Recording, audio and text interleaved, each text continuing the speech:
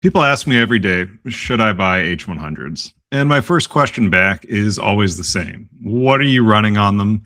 Because the H100 is incredible at some things, it's solid at others, and it's outright overkill for a few. Now, let me break down where it shines and where your money might be better spent.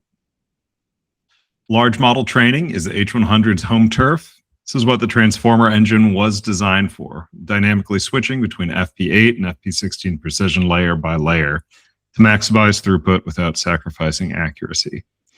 If you're training anything transformer-based above about 7 billion parameters, the H100 is the standard. Every major lab, OpenAI, Meta, Anthropic, train their flagship models on H100 clusters.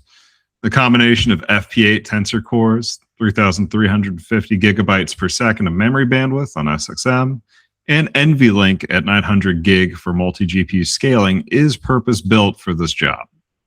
Practical numbers, H100 clusters have cut large model training by 2 to 3x compared to equivalent A100 setups. If you're on a training run where every day costs real money and compute, that's not an incremental improvement. That's a fundamentally different budget. Practical numbers, H100 clusters have cut large model training times by 2 to 3x compared to equivalent A100 setups. If you're on a training run where every day costs real money and compute, that's not an incremental improvement. That's a fundamentally different budget. One caveat. If you're training smaller models, say sub 3 billion parameters, you may not need an H100 at all. An A100 or even an L40S can handle that at a fraction of the cost. Don't overspend on the GPU if your model doesn't need the headroom. Now, inference is where things get interesting because a lot of people assume H100 is overkill for serving. It's not, but it depends on your scale. If you're running high throughput production inference, serving a model to thousands or millions of users with strict latency targets, the H100's FP8 support and transformer engine gives you a 2 to 4x the inference throughput of an H100. That translates directly to fewer GPUs needed to serve the same traffic, which means lower total cost, even though each GPU costs more. The 80 gigs of VRAM lets you serve models up to about 3 billion parameters in FP16 or 70 billion at 4-bit quantization on a single card. If you need to go bigger, NVLink lets you scale across GPUs within a node efficiently. And remember MIG from the specs video we did earlier? You can partition one H100 into about 7 isolated instances for multi-tenant inference serving.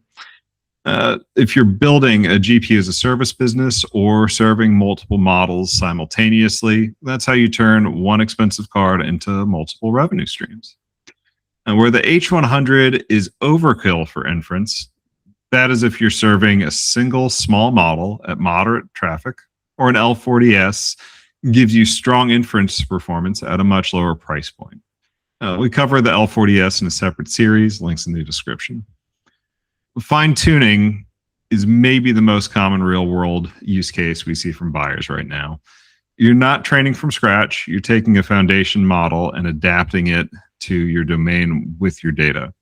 H100 is excellent for this. Fine-tuning is 10 to 20 times cheaper than training, but it's still compute intensive enough that the transformer engine and HBM3 bandwidth make a noticeable difference in turnaround time. Lower fine-tuning run that takes 8 hours on an A100 might take 3 on an H100. For most enterprise fine-tuning workloads, adapting a 7 billion to 70 billion model with custom data, single H100 or a pair of them is all you need. You don't need an 8 GPU cluster for this. Now, quick, honest take on when the H100 is not the right call. If you're mostly doing rendering, video processing, visualization work, L40S was designed for that. Better price for performance for those workloads. Now, if you're running scientific HPC with heavy FP64 requirements, the H100 does have strong FP64 at 34 T-flops, but evaluate whether the premium over an A100 is justified for your specific code. Now, if you need more than 80 gigs of VRAM for very large models without multi-GPU complexity, The H200 at 141 gigs might save you an entire GPU's worth of cost and headaches. And if your workload is purely batch inference at low traffic with no latency pressure, A100s at half the price might be the smarter play. Now, that's the workload picture for H100. Next up in the series, which servers actually support these GPUs, because the chassis really does matter more than most people think.